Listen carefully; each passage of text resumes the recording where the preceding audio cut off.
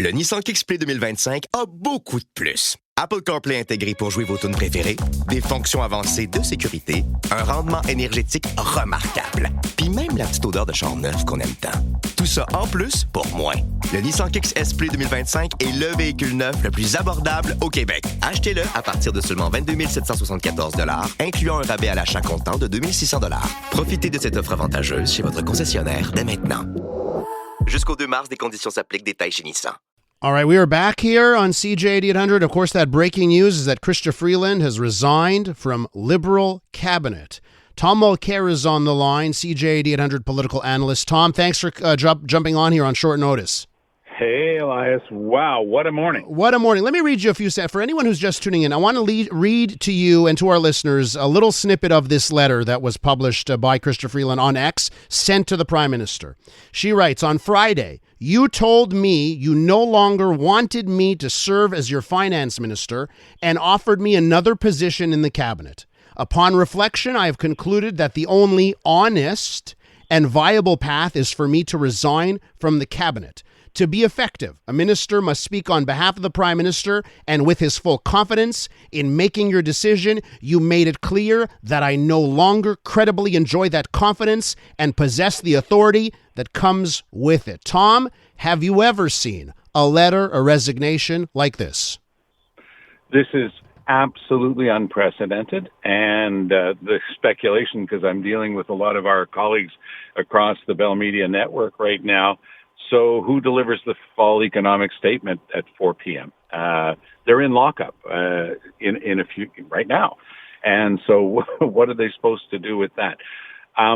This is interesting because this is, of course, not the first time a very competent and powerful woman has resigned on Trudeau, just saying, it's not worth it. I can't continue with you.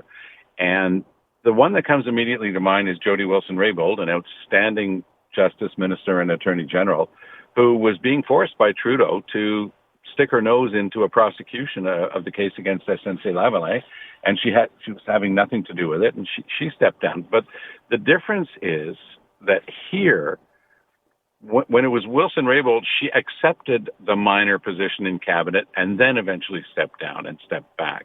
Mm-hmm. But maybe you're learning from that. Freeland is saying, I'm not taking this other lousy position you're offering me. I'm going to stay in caucus. Now, I know a little bit about how this feels for her right now. It's going to be tremendous pressure because I stepped down from Jean Charest's cabinet on a question of principle involving Mount Orford and giving land to private developers and so forth. And I stayed in caucus. I did not. I had been elected. I was. You don't get elected a cabinet minister. You get elected an MP or an M&A. And that's Jody. This is where Jody Wilson-Raybould's case is quite different from Freeland's. Freeland is saying, no, I'm not going to be your finance minister, and I'm not going to take this other position you've offered me. I have been elected a member of Parliament. I'm going to serve out my term. Oh, and by the way, buddy, I'm running in the next election. This is real. This is high-stakes poker, never seen before in Canadian politics. Tom, I want your thoughts on what's going through my brain here, okay? Because, as you mentioned, the fall economic statement has to come out today. Who's going to read it? Okay, let's say Trudeau, because everyone else is abandoning ship. He's left with the members of his wedding party. So Mark Miller delivers the statement, okay? By the way, I'm going to be straight up with you. I am absolutely stealing that line on other radio shows that I'm doing across Canada. Please, I give it to you with love, okay? You may use it. Okay. So that's what happens, okay? And how does any opposition party vote, give confidence at this point? So in my mind, I'm thinking Chrystia Freeland has just de facto brought down the government, because how could any party support this fall economic statement given that the finance minister says, I don't support it? Right. But can you actually imagine Jagmeet Singh not voting for Justin Trudeau? Come on. I mean, what's left for the NDP? They have no policy set for the campaign. They haven't got their candidates yet. They haven't got $2 in the bank. And what are they supposed to do? So he's going to keep supporting Trudeau.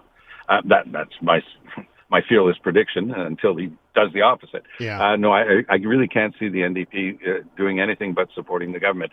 But it becomes even weaker and more embarrassing to watch them do that as time goes by, obviously for the reason you just gave.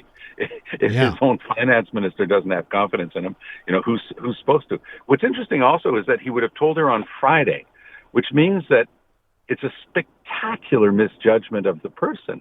Mm-hmm. On Friday, she was obviously under a lot of pressure. She was near tears as she spoke. And she said, I serve at the pleasure of the Prime Minister. When you wake up in the morning, you don't get to decide, blah, blah, blah. So she was saying all the right things. But she's also the master of her own fate. Yeah. And she's saying, buddy, I'm not sticking around for the rest of this gong show. You're on your own. And doesn't it make now, when you look back at that video and audio of her being asked by journalists on Friday about what was going on, now her reaction and the emotion makes perfect sense in light of this letter. Okay. Listen, there has to be a cabinet shuffle. Sean Fraser also says, I'm out. Of course, boy, he's had a heck of a time dealing with immigration and housing. Great resume for him so far. So what happens here with this shuffle? Who's left? Who's going to end up in these major positions, Tom? I don't usually do this, but I'm still going to take 30 seconds to try to defend Sean Fraser, simply because the immigration debacle, and Mark Miller said it was a mess when he took over from Fraser.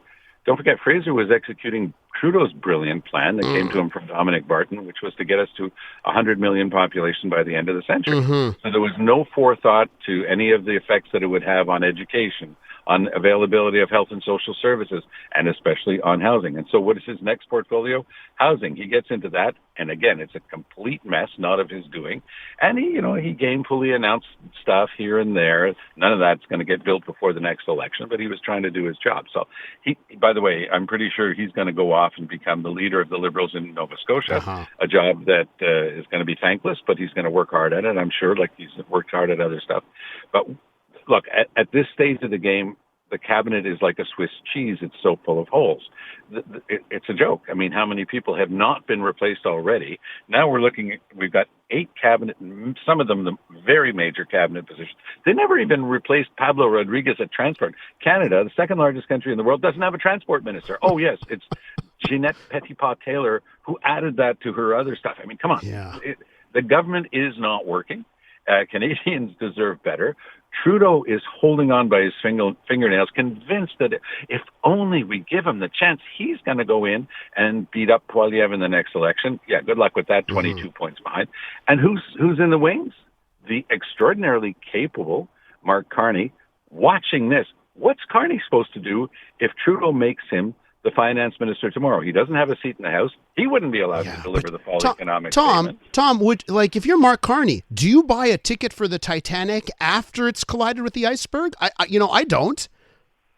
It's an incredibly tough decision for Carney today, because he would also appear to be, of the 5 parties in the House of Commons, Elias, the only one that's never had a women leader is the Liberals. I know. The Conservatives have had a woman leader. The NDP's had several women leaders. The Blocs had a woman leader. And, of course, the Greens only had a woman leader. But they have the feminists. The Liberals are the party that have the feminist leading in Justin Trudeau. Who keeps firing or getting rid of or jettisoning or provoking the resignation of every strong woman he's had in cabinet. Tom, listen, it's sorry, finish your thought. No, I mean, that's the point. The feminist who, just expects women to do what he tells them to do. And he came up with somebody much stronger than him in Chrystia Freeland. He said, your plan to give $250 checks to people who are earning $150,000 a year is crazy. It's going to completely destabilize the economy. Oh, and by the way, your idea of an 8-week break on the GST that's going to be chaos for the owner of every restaurant, small business across the country is completely crazy. Don't do it. And he said, oh, my communication staff said it's going to make me popular, so we're going to do it. Yeah. He keeps dropping in the polls ever since. Tom, we'll leave it there. Always a pleasure. Thanks for the last-minute chat. All the best. That's Tom Mulcair. Of course, the former leader of the NDP that doesn't drive a Maserati. That's also important, too. Man of the people, Tom Mulcair, and CJD 800 political analyst.